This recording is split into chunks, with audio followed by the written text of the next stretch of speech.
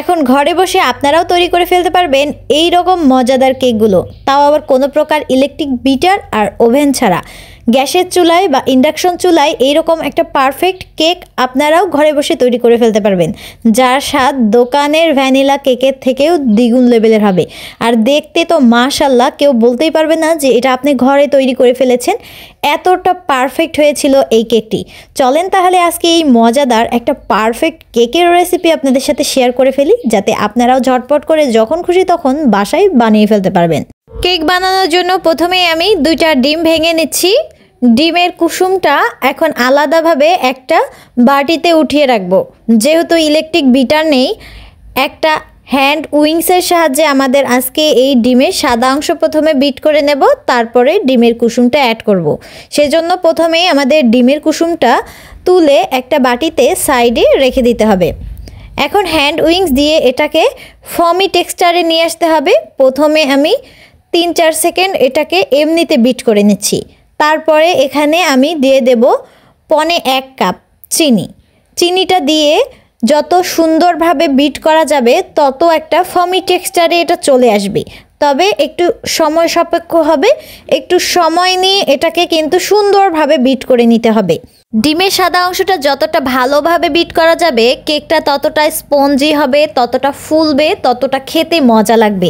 অনেকেই আমরা এই ডিমের সাদা অংশটা ভালোভাবে বিট করি না জন্য কেক হতে চায় না, কেক কিন্তু ফোলে না, খেতে মজা লাগে না। এক্ষেত্রে আমি বলবো যে ডিমের সাদা অংশটাকেই সুন্দরভাবে প্রথমে বিট করে নিতে হবে, যতক্ষণ না এটা একবারে সাদা একটা ক্রিমি ভাবে চলে আসে। যখন এই সাদা ভাবটা চলে আসবে তখন বুঝবেন যে ডিমের সাদা অংশটা ফ্যাটানো পারফেক্ট হয়েছে। তারপরে ফ্যাটানোটা অফ করে দিয়ে ডিমের কুসুম এখানে অ্যাড করে দিতে হবে। ডিমের কুসুমটা অ্যাড করার পর বেশি আর বিট করার প্রয়োজন পড়ে না। আপনারা স্ক্রিনে এখন দেখতেই পাচ্ছেন ডিমের সাদা অংশটা একেবারেই সাদা হয়ে গেছে, মানে ডিমের সাদা অংশটা পারফেক্টভাবে ফ্যাটানো হয়ে গেছে বা বিট করা হয়ে গেছে। এখন ডিমের কুসুম দুটা দিয়ে সামান্য একটু নেড়ে চেড়ে এটাকে ভালো করে মিশিয়ে নিচ্ছি। তারপরে এখানে প্রথমে দিয়ে দিচ্ছি সামান্য ভ্যানিলা এসেন্স, যেহেতু এটা ভ্যানিলা কেক। তারপরে এখানে দিয়ে দিচ্ছি 1/3 কাপ রান্নার নর্মাল তেল দিয়ে ভালো করে আরেকটু মিশিয়ে নিচ্ছি। মেশানো হয়ে গেলে এখন শুকনো উপকরণগুলো এক এক করে এখানে অ্যাড করে দেব। সেজন্য একটা চালনিতে আমি প্রথমেই নিয়ে নিচ্ছি 1 কাপ ময়দা, 2 টেবিল চামচ দিয়ে দিচ্ছি পাউডার দুধ, তারপরে দিয়ে দিচ্ছি 1 টেবিল চামচের মতন বেকিং পাউডার, 1/2 চামচের একটু কম দিয়ে দিচ্ছি বেকিং সোডা। সবগুলোকে ভালোভাবে চালনিতে চেলে নিচ্ছি। চালনিতে চেলে নেওয়ার কারণে এর ভেতরের এক্সট্রা ময়লা বা অবশিষ্ট অংশ থাকলে সেটি কিন্তু বাদ পড়ে যায়। এখন ভালোভাবে এটাকে আমি মিশিয়ে নিচ্ছি।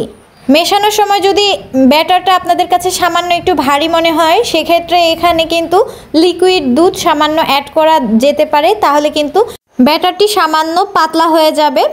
এখন ভালো করে মেশানো শেষে আমি যে মোল্ডে আজকে কেকটাকে বেক করে নেব সেই মোল্ডে এটাকে ঢেলে নেব।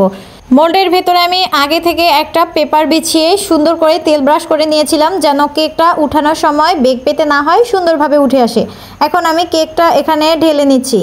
আশা করছি আমার মতন করে যদি আপনারাও এভাবেই কেক তৈরি করেন তাহলে আপনাদের কেকগুলো হবে একবারে স্মুথ, পারফেক্ট, খুবই খেতে মজা লাগবে। আর পাউডার দুধটা কিন্তু এখানে অবশ্যই দেওয়ার চেষ্টা করবেন, পাউডার দুধের কারণে কিন্তু কেকটা খেতে আরও বেশি মজা লাগে।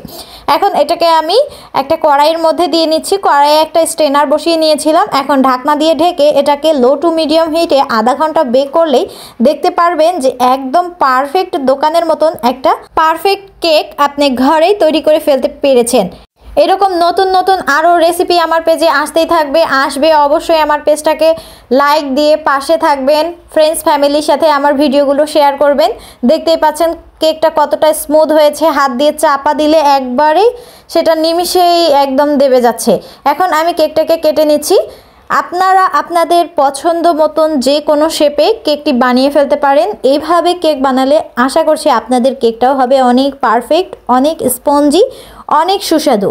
আজকের মতন তাহলে আমি এখানেই বিদায় নিয়ে নিচ্ছি। সবাই সুস্থ থাকবেন, ভালো থাকবেন। ভিডিওগুলো ভালো লাগলে অবশ্যই ফ্রেন্ডস ফ্যামিলির সাথে শেয়ার করবেন। তাহলে আজকের মতন এখানেই বিদায়। আল্লাহ হাফেজ।